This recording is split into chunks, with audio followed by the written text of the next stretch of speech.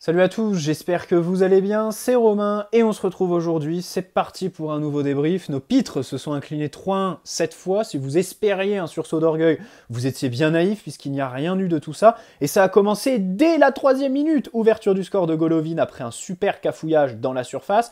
Un dribble sur Bichabut dans les airs alors qu'il fait 4 mètres. Le même Bichabut qui perd un ballon à la 18e, Ben Yedder en profite et double la mise. Ensuite, Donnarumma retarde l'échéance. Galtier change de structure et Zahir Emery réduit l'écart.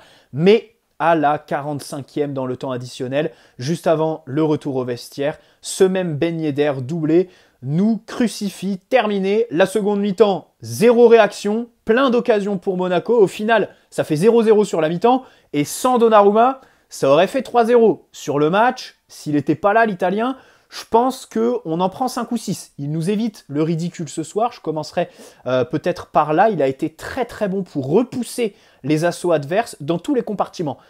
Pour se mettre rapidement au sol, sur sa ligne, les frappes à bout portant à mi-hauteur, les claquettes, les sorties aussi. Il a vraiment été très bon. Il a sorti le costard, le smoking de vrai gardien. Par contre, en tant que relanceur, comme d'habitude, sur les 5 premières minutes, il te perd 3 ballons, il t'envoie des parpaings qui finissent sur les adversaires. Je veux bien que personne ne bouge dans cette équipe, personne ne propose, et que personne n'ait le physique pour récupérer des ballons. Mais son langage corporel, Donnarumma, il le trahit quand il relance sans conviction comme ça. On sait très bien ce qui se dit dans sa tête. Il réfléchit pas, il envoie, il se dit « Allez, sur un coup de tête, ça peut terminer dans les pieds d'un partenaire, je m'en fous ». Il y a un certain je m'en foutisme dans ses relances qui font tâche, c'est un peu chiant, faut qu'il progresse là-dessus, mais sinon, vous savez que j'aime beaucoup Donnarumma, il est exceptionnel sur les derniers matchs, c'est de très bon augure avant le match contre le Bayern, c'est quasiment notre seul point positif aux abords de la Ligue des Champions, et ça, c'est plutôt bon face à la pluie de tirs et d'occasions qu'on va prendre contre le Bayern, parce que devant, la ligne défensive alignée ce soir, même si c'est pas celle qui sera là mardi, a été cataclysmique. Tous. Il n'y en a pas un pour attraper l'autre. Alors Galtier fait le choix de revenir à 3 au coup d'envoi. 3-5-2, 3-4-2-1, appelez ça comme vous voulez. Vous le savez, sur cette chaîne, je milite depuis la défaite contre Lens pour y revenir. J'ai pas compris pourquoi il l'a abandonné à la mi-octobre. Mais, de l'autre côté, on sait tous que ce système à 3, vu comment l'effectif est construit, c'est-à-dire n'importe comment, avec des profils qui collent pas du tout avec ce qu'on recherchait cet été, ce dont on avait besoin. Le problème, c'est que quand tu n'as pas tes titulaires, le système A3, il perd complètement son sens. Et là, ce soir, c'est logique. Galtier discrédite complètement le système en le mettant sans Hakimi ni Nuno. Ce sont les deux clés de ce système. C'est pourquoi on veut revenir à 3, pour essayer de jouer sur le peu de qualité qu'on a offensivement, à savoir Hakimi et Nuno. Il le met ce soir avec Pembele et Bernat. Tu veux t'attendre à quoi? Donc, j'épargne le système à 3. En plus, on a vu que le système, quand il revient en 4-4 de losange, là, à la demi-heure de jeu, que ça se finit sur un beau but, disons-le, de Warren Zahir Emery. Beau but dans la construction. Bravo pour Warren. Mais, juste derrière, tu reprends un but. Tu concèdes pas moins d'occasions. Voilà. Ça te permet juste, pendant 10 minutes, de tenir un petit peu mieux le ballon au milieu du terrain. Mais c'est tout. T'avais en face Monaco qui venait de marquer 2 buts, qui était un petit peu en décompression. Donc ce soir, pas une question de système. Bon, comme d'habitude, de toute façon, les attitudes ont été lamentables. Mais enfin, il n'y a personne, il y a une culture de la défaite qui est invraisemblable dans cette équipe en fait. Le club, on l'adore. On supporte le PSG. On sera toujours là pour ce club, on l'aime. Mais cette équipe, l'équipe, pas le club, l'équipe qu'il y a actuellement, mais elle vous évoque quoi? Elle vous suscite quoi comme émotion? À part Nuno, Verratti et Mbappé, qui est-ce que vous aimez dans cette équipe? Ils nous dégoûtent tous. Ils ont tous fait à un moment donné une erreur. Ils sont tous dans une dynamique qui est complètement néfaste. Ils en ont tous rien à branler. Rien à branler. Marquinhos, ça fait 1 an et demi qu'il est dégueulasse sur le terrain. Plutôt que de se concentrer sur ses performances, il exige du club 18 millions de salaires par an. Une augmentation pour sa prolongation jusqu'en 2027. Tout le monde dans le même sac. Et longtemps, on faisait des blagues là-dessus en disant plus le contexte est défavorable, plus le PSG performe en Ligue des Champions. Mais là, ça dépasse tout entendement. Ça dépasse cette histoire en fait. Là, il y a une réalité. Si mardi, on fait quelque chose contre le Bayern, victoire ou nul, Mais ce sera un véritable exploit. Il ne faudra pas dire « Ouais, c'est normal, vu les joueurs qu'il y a au PSG, de se reprendre, c'est normal vu les investissements. » Non, vu comment cet effectif est faible, vu comment ces joueurs en ont rien à branler du maillot, ce serait un exploit que de faire quelque chose contre le Bayern.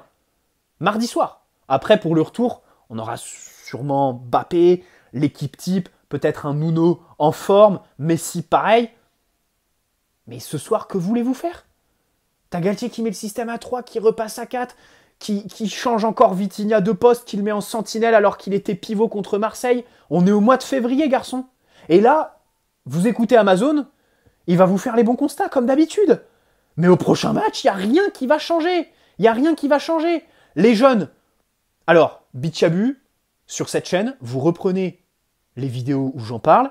J'ai toujours dit qu'il fait quelques erreurs de concentration en jeune. Là, ça commence à faire beaucoup avec les pros. Châteauroux en Coupe de France, erreur.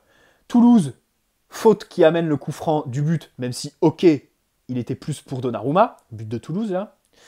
Et là, ce soir, sur tous les buts, il est impliqué, quoi. Et puis, il y a cette perte de balle qui est un petit peu stupide. Je ne sais pas trop ce qui lui est passé par les têtes que de le garder. Est-ce qu'il n'a pas confiance en Donnarumma à la relance? Je ne sais pas.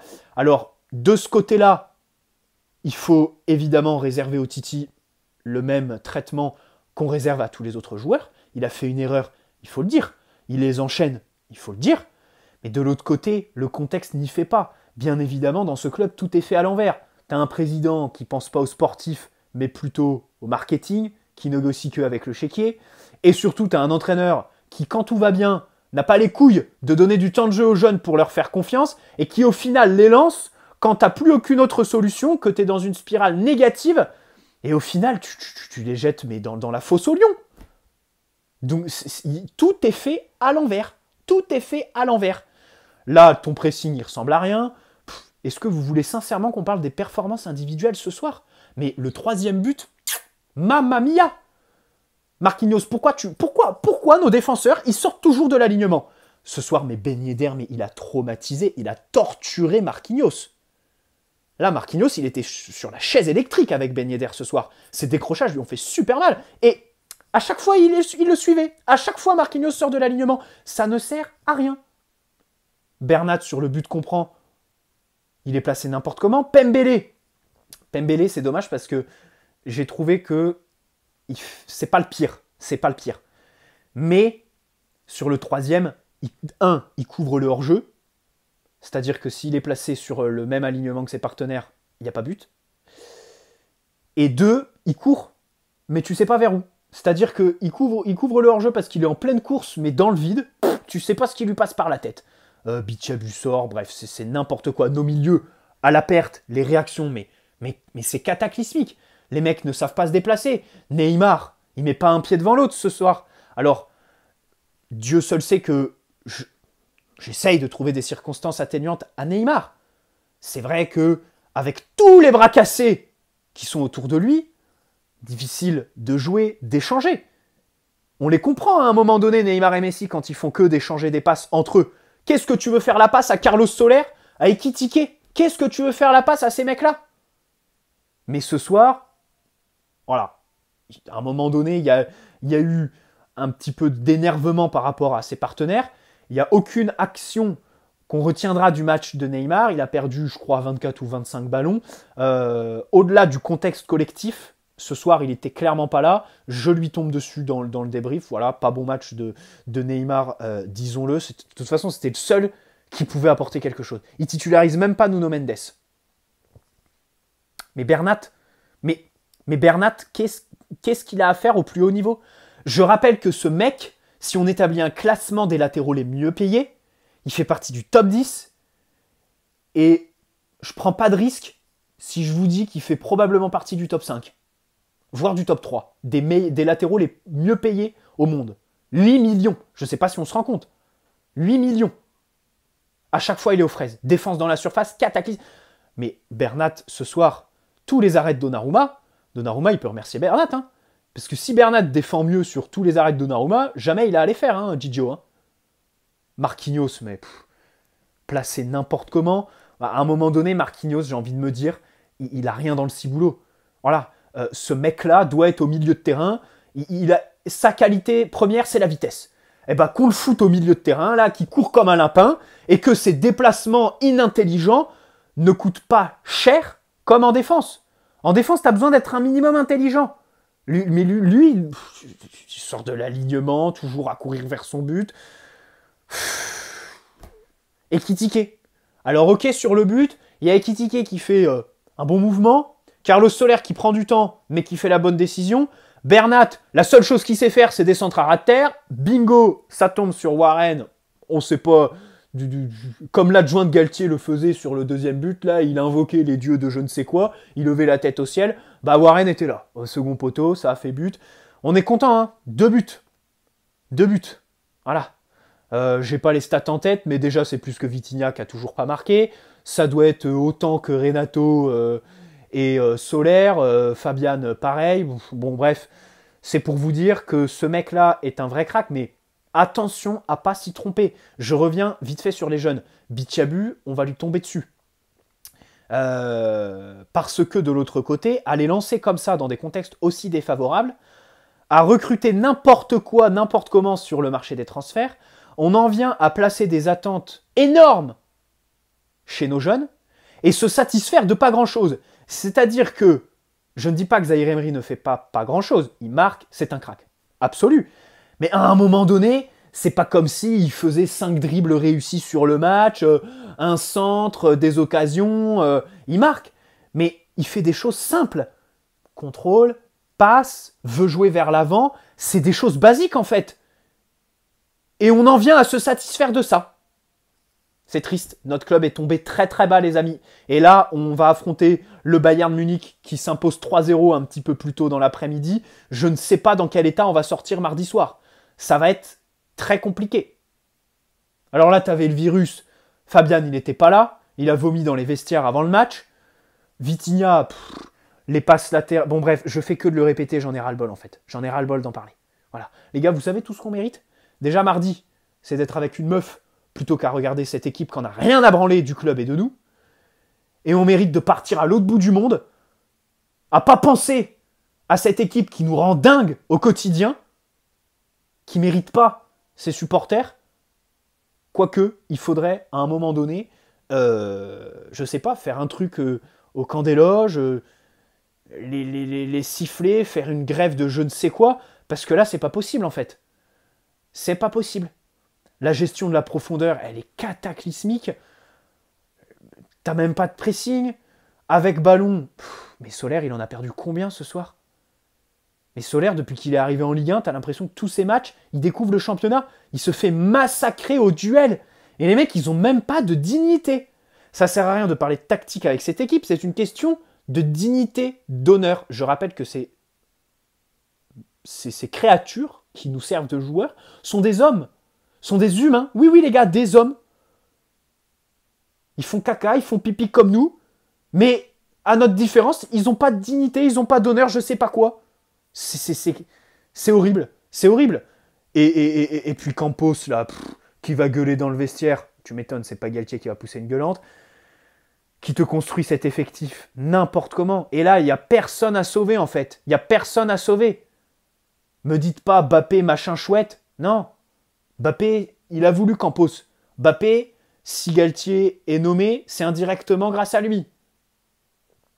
Et on ne sait pas où va ce club. Alors là, on a le Qatar qui veut signer Manchester United, qui veut racheter Manchester United avec un autre fonds d'investissement parce qu'ils veulent quand même garder le PSG, avoir les deux clubs. Qu'est-ce que ce sera si on s'affronte en Ligue des Champions ? Bref, c'est le cirque total et on ne sait pas comment on va se présenter mardi. Alors, Kimpembe est de retour, un revenant. Évidemment, il ne faut pas qu'il soit titulaire mardi. Ramos n'a pas changé la face de l'équipe. Mais Ekitike, cet été, on va en faire quoi ? On va l'envoyer en prêt où ? Dans une agence d'influenceurs ? Dans une agence de mannequinat ? On va en faire quoi de Carlos Soler jusqu'en 2027 ? Fabian Ruiz, on va en faire quoi ? Heureusement, les gars, je vais finir sur une bonne note dans ce débrief. Rappelez-vous, la Ligue 1, l'année dernière, a vendu 13% de sa société commerciale à un fonds d'investissement luxembourgeois, CVC. Parce que les clubs étaient mal, il y en avait qui menaçaient de déposer le bilan, et du coup, il fallait des liquidités à injecter directement tout de suite. Donc, ils ont vendu pour 1,5 milliard, je crois, un truc comme ça. Et le PSG, forcément, comme c'est la locomotive, a demandé un gros butin. Ils ont eu 200 millions. L'année dernière, on a touché 16 millions. Là, en 2023, on va en toucher 50 pour cet été. Pas mal.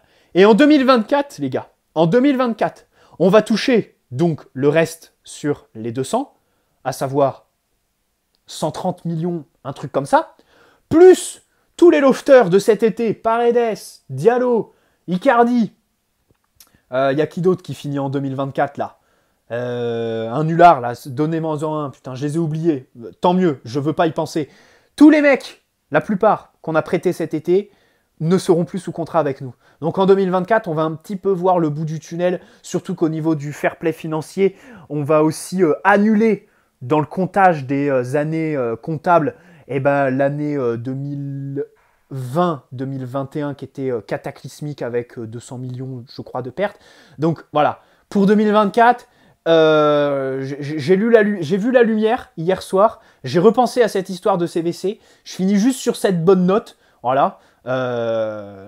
Mais malheureusement, tout ça ne vaudra rien si cet été on fait encore un mercato désastreux, si on prolonge certains qu'on ne doit pas prolonger, et si ce club n'installe pas une vraie méritocratie d'ici là, parce que Marquinhos capitaine, je ne sais pas ce que ça a, de la méritocratie. Bref, j'espère que cette vidéo vous aura plu. Les gars, dans 72 heures, on est contre le Bayern. Je suis désolé. D'habitude, je suis toujours optimiste. Ceux qui me suivent depuis une éternité le savent. Avant chaque match de Ligue des Champions, je parie une victoire du PSG. J'ai confiance. Je sais qu'on a des grosses individualités, qu'on est capable de se sublimer. Mais là, les absences, le contexte, là, j'ai jamais été aussi peu confiant. Je dirais pas défaitiste, mais aussi peu confiant avant un match de Ligue des Champions.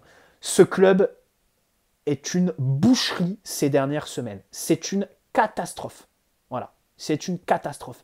Et t'as Galtier qui prend des notes sur son banc, tu sais pas pourquoi faire, tu sais pas pourquoi. Le mec, il s'est couché hier en se disant, mais dites-vous quand même que il s'est couché, il s'est dit, alors demain, alors système à 3, je l'ai pas mis en place depuis la mi-octobre. Ok, il marchait que quand on avait tous nos titulaires. Demain, j'ai ni Nuno ni Hakimi. Ah bah allez, je vais mettre le système à 3, c'est parti. À 3 jours du match de l'année, allez, on revient à 3 derrière, super, ça fait 6 mois qu'il était dans le cercueil, terminé, allez, faisons ça. Mais quelle est la logique ? Mais comment c'est possible de réfléchir comme ça ? Comment c'est possible ? Bon, je suis désolé, bonne soirée à tous, bonne fin de week-end, prenez soin de vous, ciao les amis, on en a marre.